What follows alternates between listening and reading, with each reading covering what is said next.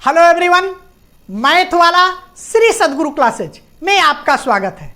आज हम आपको उपनिषद के बारे में बताएंगे। आइए देखते हैं। ये आपका है उपनिषद। कुल उपनिषदों की संख्या 108 है।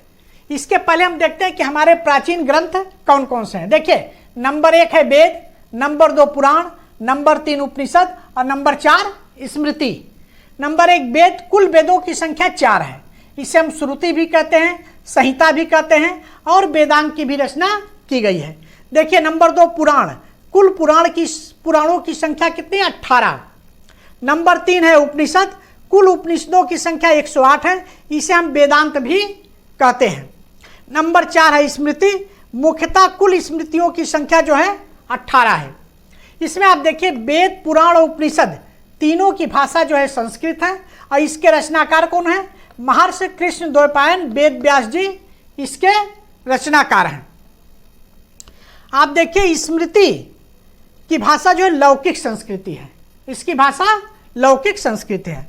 अब देखिए, वेद, पुराण और उपनिषद की रचना जो है महर्षि कृष्ण द्वैपायन वेद व्यास जी ने की है। तो आइए ऐसे महान व्यक्ति के बारे में जानकारी लेते हैं। ये परिचय देखिए व्यास जी का है। वशिष्ठ मुनि के पुत्र जो है महर्षि शक्ति या ऋषि शक्ति थे और महर्षि शक्ति के पुत्र जो है महर्षि पराशर थे। महर्षि पराशर और सत्यवती के पुत्र जो है व्यास जी थे। ये विष्णु जी के स्वरूप हैं। श्री हरि विष्णु के ये स्वरूप है। व्यास जी जो है श्री हरि विष्णु के स्वरूप हैं। जन्म होते ही बड़े हो गए। जब इनका जन्म हुआ तो उसी के बाद ये बड़े हो गए और तपस्या करने द्वैपायन द्वीप चले गए, जिससे द्वैपायन द्वीप में तपस्या के कारण इनके शरीर का रंग काला हो गया। इसीलिए इनको कृष्ण कहा गया और द्वैपायन द्वीप में तपस्या करने के कारण द्वैपायन कहा गया, तो इन्हें कृष्ण द्वैपायन कहा गया। वेदों को इन्होंने नया स्वरूप दिया। वेदों को इन्होंने नया स्वरूप दिया, नया आयाम दिया। इसीलिए इनका नाम वेद व्यास पड़ा। इस तरीके से इनका पूरा नाम जो है कृष्ण द्वैपायन वेद व्यास हुआ। इसमें आप देखिए, वेद पुराण के बारे में हम पूर्व वीडियो में बता चुके हैं। आज हम आपको उपनिषद के बारे में बताएंगे। नंबर 3 आपका उपनिषद।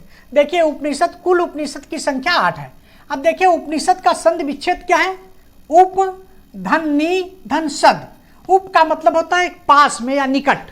उप का मतलब क्या है? पास में या निकट। नी का मतलब है निष्ठापूर्वक या नीचे, निष्ठापूर्वक बैठना या नीचे बैठना।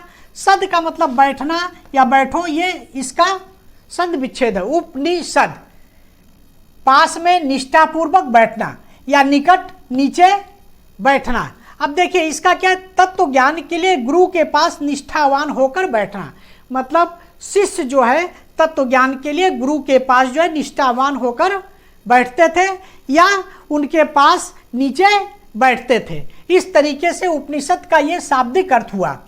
अब देखिए आप, उपनिषद क्या? या मूल रूप में वेदों का भाग है तथा श्रुति धर्म ग्रंथ है। जो हमारे वेद हैं उन्हीं का ये भाग उपनिषद भी है और ये श्रुति धर्म ग्रंथ है। श्रुति का मतलब कि जिससे, जैसे मतलब ऋषि मुनियों ने उसको सुना और उन्होंने उसकी रचना की या उन्होंने उसको बताया, तो इस तरीके से ये एक श्रुति धर्म ग्रंथ है, क्योंकि ये वेदों का ही भाग है। हर एक उपनिषद किसी न किसी वेद से जुड़ा हुआ है। जितने भी उपनिषद हैं वो किसी न किसी वेद से जुड़े हुए हैं। इसमें आत्मा व परमात्मा का दार्शनिक और ज्ञानपूर्ण वर्णन है। इसमें क्या है? उपनिषद में आत्मा और परमात्मा का दार्शनिक और ज्ञानपूर्ण वर्णन किया गया है। देखिए, उपनिषद को हम वेदांत भी कहते हैं। वेदांत क्यों कहते हैं? देखिए, वेदों के गुण ज्ञान को सरल रूप में बताते हैं। वेदांत क्या है? ये वेदों के गुण ज्ञान को सरल रूप में बताते हैं। जैसे आपका वेद है तो वेद की भाषा जो है काफ़ी क्लिष्ट है और उसको समझने में काफ़ी दिक्कत होती है, तो उसके गुण ज्ञान को सरल रूप में बताने के लिए वेदांत की रचना या उपनिषद की रचना की गई है। इसमें जीव व ब्रह्म का विवेचन है। यह वैदिक साहित्य का अंतिम भाग है। उपनिषद क्या है? वैदिक साहित्य का, वेद का जो है यह अंतिम भाग है। अर्थात इसमें वेद का निष्कर्ष है। वेद का जो निष्कर्ष पूरा है वो उपनिषद में दिया गया है, क्योंकि यही अंतिम भाग है। अंतिम भाग क्यों है? क्योंकि वेद के बाद आपका पुराण है। पुराण में जो है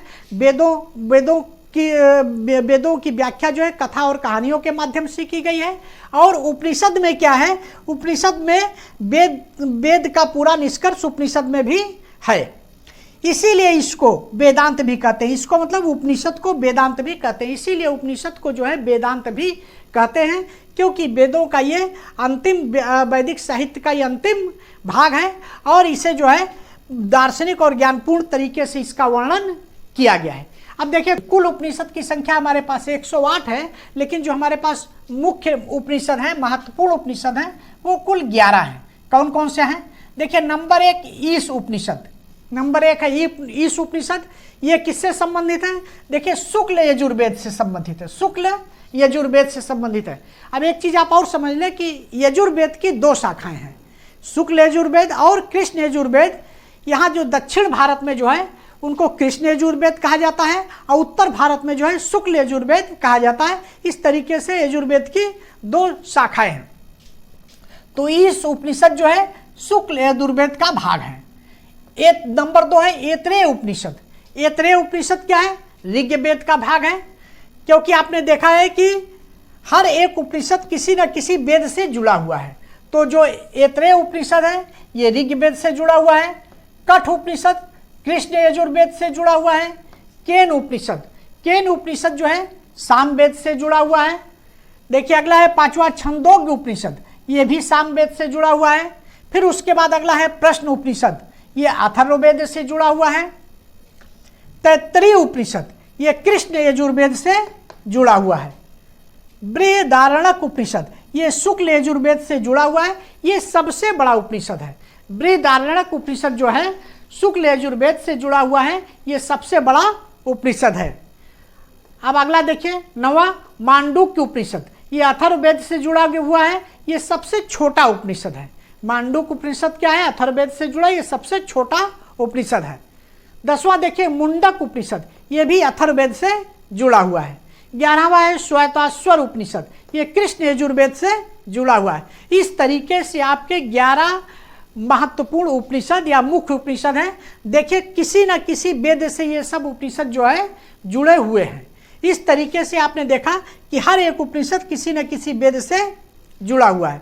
अच्छा, अब इस उपनिषद में आप देखिए महावाक्य, उपनिषद में जो है वाक्य जो दिए हुए महावाक्य, उनके कौन कौन से वाक्य किस उपनिषद में है, आइए देखिए सत्यमेव जयते, ये मुंडक उपनिषद में दिया हुआ है। सत्यमेव जयते जो वाक्य है मुंडक उपनिषद में दिया है। इसका मतलब है कि सत्य की जीत होती है, सत्य की हमेशा जीत होती है। सत्यमेव जयते, सत्य की हमेशा जीत होती है। तो ये मुंडक उपनिषद में ये वाक्य आपका दिया है, बहुत इंपॉर्टेंट वाक्य है ये सत्यमेव जयते। आपका राष्ट्रीय वाक्य है, भारत का राष्ट्रीय वाक्य है सत्यमेव जयते। दूसरा देखिए अहम ब्रह्मास्मि, ये बृहदारण्यक उपनिषद से जुड़ा हुआ है। ये क्या है? बृहदारण्यक उपनिषद से। अहम ब्रह्मास्मि क्या है? मैं ब्रह्म हूँ, अहम ब्रह्मास्मि, मैं ही ब्रह्म हूँ। इस तरीके से अहम ब्रह्मास्मि बृहदारण्यक उपनिषद से जुड़ा हुआ है। तत्वमसि, तत्वमसि क्या है? छंदोग्य उपनिषद से जुड़ा हुआ है।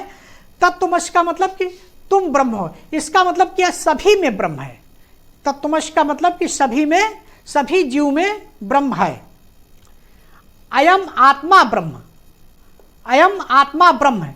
ये मांडूक्य उपनिषद में, ये मांडूक्य उपनिषद में दिया हुआ है। अयम आत्मा ब्रह्म, अयम मतलब यह आत्मा ब्रह्म है। अयम आत्मा ब्रह्म का मतलब क्या हुआ? यह आत्मा जो है ब्रह्म है। ये आपका मांडूक्य उपनिषद में दिया हुआ है। इस तरीके से आपने देखा ये महावाक्य जो आपके दिए हुए किसी न किसी उपनिषद में दिए हैं। इसके अलावा भी कुछ वाक्य हैं, जैसे वसुधैव कुटुंबकम। वसुधैव कुटुंबकम क्या है? पूरा मतलब जो है वसुधैव, पूरी पृथ्वी एक परिवार की तरह है। पूरा जो है सृष्टि इस तरीके से कहें तो एक कुटुंबकम मतलब एक परिवार की तरह है। अतिथि देवो भव, अतिथि जो है देवता के समान है। अतिथि क्या है? देव है, देवता के तुल्य है। अतिथि देवो भव। सत्यम शिवम सुंदरम, सत्यम शिवम सुंदरम क्या है? सत्य ही शिव है, सत्य ही सुंदर है। कहने का मतलब कि सत्य ही सब कुछ है, सत्य ही शिव है और सत्य ही सुंदर है। ये देखिए आपका मातृदेवो भव और पितृदेवो भव, माता और पिता जो है देव तुल्य हैं, देव के समान है। मातृदेवो भव और पितृ देवो भव। इस तरीके से ये देखिए आपका ये महावाक्य है जो कि उपनिषद से जुड़ा हुआ है। इस तरीके से आपने देखा कि उपनिषद क्या है? उपनिषद जो है वेद का ही एक भाग है और वेद की भाषा काफ़ी क्लिष्ट है, उसको जो है उसके गूढ़ ज्ञान को सरल रूप में बताने के लिए उपनिषद की रचना की गई है। और कोई सभी उपनिषद जो है किसी न किसी वेद से जुड़े हुए हैं। कुल 108 उपनिषद हैं, जिसमें कि मुख्य उपनिषद ये आपका 11 मुख्य उपनिषद दिए हुए हैं, जिसमें से कि सबसे बड़ा उपनिषद कौन सा है? बृहदारण्यक उपनिषद है, और सबसे छोटा आपका मांडूक्य उपनिषद है। और कुछ महावाक्य हैं जो कि किसी न किसी उपनिषद से लिए गए हैं। इस तरीके से आपका ये उपनिषद का टॉपिक समाप्त होता है। मिलते हैं नेक्स्ट वीडियो में। Thanks for watching. Like, subscribe और शेयर जरूर करें।